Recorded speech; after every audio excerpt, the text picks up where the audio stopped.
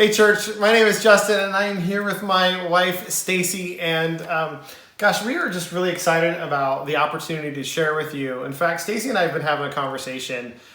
You've done something a little interesting. You have been reading the Bible chronologically since the beginning of the year. Yes. And that kind of puts you at an interesting place right about now. Where are you at in your study? What's going on? Tell us a little bit about it. I will. Now, mind you, I have been listening to the Bible with my ears. We call it reading with our ears. Mm-hmm. But right now, when we started kind of getting into the midst of the coronavirus, I was in the book of Deuteronomy. Okay. Yeah, really? That's all you're going to give me? Yeah, Deuteronomy. Seriously, wait.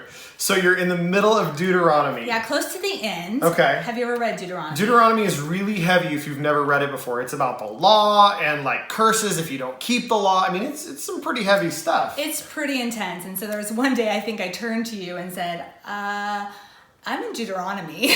And in fact, I think I encouraged her, hey, maybe you want to read like Psalms or like Proverbs, anything else besides that. But I had made this commitment earlier in the year, and I really felt compelled to go in this direction with where God had put me at starting in January. And you know what? He showed up. He showed up in the middle of Deuteronomy, in the middle of the coronavirus. That's awesome. It is. So tell us about it. What has he been speaking to you, and how does it apply? Yeah, so at the end of Deuteronomy, if you don't know, the Israelites are getting ready to go into the promised land, and they've been roaming around the desert for about 40 years, and Moses has been leading them, and they're getting ready to go in, but Moses is not going to go with them. Mm-hmm. They are not only going to go into the promised land, they're going to fight to get in there, but they're also going to go with new leadership. So Joshua is raised up to go in and lead the Israelites into the promised land. So brand new leadership, brand new scenario. No one has any kind of experience in this world.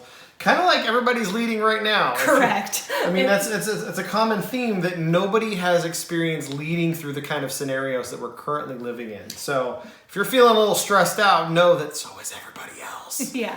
So I want to just direct you to Deuteronomy chapter 31, verse 7 through 9. And it says this: Moses then summoned Joshua and said to him in the sight of all of Israel, "Be strong and courageous. For you will go with this people into the land the Lord swore to give their fathers. You will enable them to take possession of it. The Lord is the one who will go before you. He will be with you. He will not leave you or abandon you. Do not be afraid or discouraged." And I was sitting, getting ready for work one morning, and those are the verses that came through my ears. And I thought, wow, Lord, you are just so good. Mm-hmm. Deuteronomy is going to be good for this season. Be strong and courageous. And the words, "I will go with you." And I really heard God speaking to me directly, not audibly, but in my own head. "Stacy, I'm going with you to work." I have a job where I have to go to work every day. I've been actually physically going into the office for the last week because I have a team there that does some essential work and I have to help lead them. And what I heard God say is, "I'm going with you. I'm going to lead you through this, and you don't need to be afraid, for I'm your God." And the first couple days last week leading in was rough. I'm not going to lie, it was just really difficult. There was a lot of changing things and moving parts, and I was discouraged. I would come home really exhausted. But in the middle of that week, after I heard this verse, something changed. I really thought, I'm going to lean into this. I'm going to lead here the way that God's called me to lead. And I don't know what that's going to look like, but I'm going to try some things. And it's been pretty cool to do.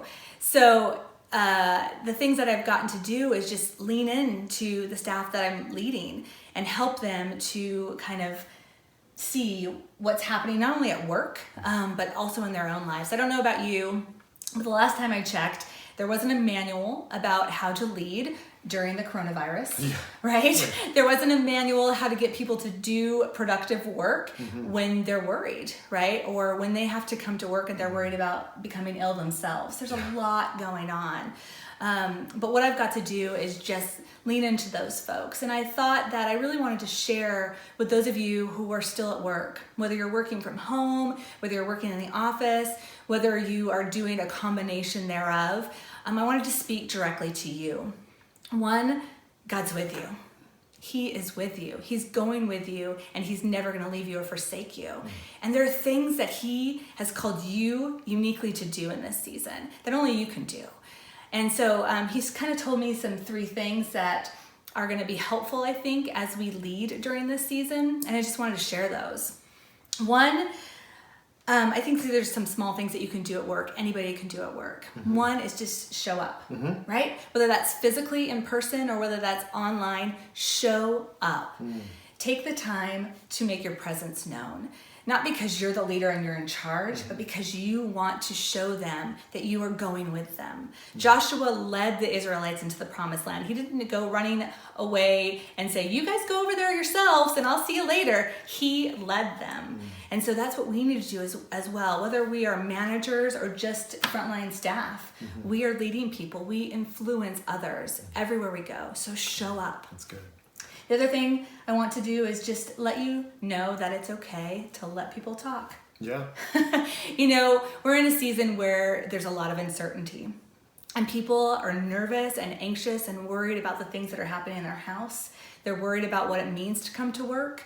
They're worried about what it means to not come to work. All those things happen and people need to talk and connect with each other. Yeah, no doubt. If we've learned anything from social distancing, we know that we need to connect with each other, right? When we first started this church, Justin, do you remember the marriage class that we were in? We do. I do. And there was a class that we were taking and It was Gary Smalling. Correct. And it was keys to a loving marriage or something like that. Something like right? that. Yeah, We were trying to be loving. I don't remember exactly. But the theme, wasn't it? It was the idea of when catastrophe happens, like when you're on a family vacation and everything falls apart, about 3 weeks later, you're like really bond and your bond really tight from that, right? Yeah. Is that what you're talking about? So in this crisis time, I think we have an opportunity as leaders to bond together with people that we lead. This crisis is going to connect us in a way that far exceeds our expectation. Yeah, no So people that you may never have even had a conversation with about their favorite things or their families, you're going to know much more about them because people are talking and you're letting them talk, but also just because it's this time and this season that we're all going through together. And so I'm looking forward to the other side where I get to celebrate with these folks and however long that takes to say how far we've come. Yeah. And we're going to be tightly knit together, I guarantee it. And the last thing... Well, I think in the midst of that too, in letting people talk, there's a key to that, is learn to be a good listener too. Yeah. Just because somebody's talking, sometimes we listen to answer them. Sometimes we just need to let people talk and let them be present in that, then whatever they're feeling, right? Yeah. And you really just need to hold space for those feelings. I know that's sometimes very difficult at work. What I've also just seen, before I get to my third point, is in this season, people are hungry for hope. Yeah. Right? And so I work in an agency where I'm not really at liberty to talk about Jesus all that much. And many of you might be in that same position, but in this season where people are hungry for hope, there are ways to talk about Jesus. And that's super exciting. Yeah.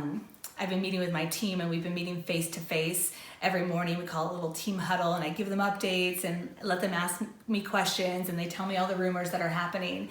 And the first day I did this, I was like, I don't know how this is going to work. But they just leaned in and literally they were leaning in from their cubicles. Their heads were popped out like little gopher style because we were keeping our social distance. But at the end I said, okay, right, we're going to do a team cheer. And they kind of looked at me a little funny, I'm not going to lie. But we all put our hands in. We didn't touch each other, but we put our hands in collectively. And I said, okay, on 3, we're going to say, go hope. And you know what? I've never used that word in that context before. And they all leaned in. That's and awesome. said, go hope.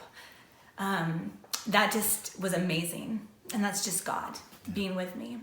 And as we wrap up, the last thing that I want to encourage us to do as leaders and as influencers in the workplace is be an encourager. You've shown up, you've taken the time to let people talk, and now your job is to encourage them. To encourage them not only in the job that they're doing, but in the way in which they're showing up to work. That's character. That's who they are coming to be. They're showing up and shining. You want to tell them, great job. I appreciate you. Take the 5 minutes, take the 10 minutes. I know you're busy, right? Because you have the work to do too, but I guarantee you if you spend that time telling them how important they are and how thankful you are that they are there, that is going to go a long way. I know one of the words that has been thrown out in the media and on all the orders for stay at home is the word essential. Only essential people have to go to work. Only go out to essential things like grocery stores and medical personnel. When you look up the definition of essential, it means super important. And so as I go to work and my job is essential, I'm reminding my staff that they are very important. And I'm thankful for what they do. So as we loop this back around to Joshua, new leadership, strange new land, not really sure what's going to happen, but he knows that there's a promise there because God promised them. The most thing that we need to remember is that God is with us, that God's with you, that he will not leave you or forsake you. And so all you have to do is be strong and courageous. Thank you so much for joining us today. Thank you so much for sharing your heart and the story with us.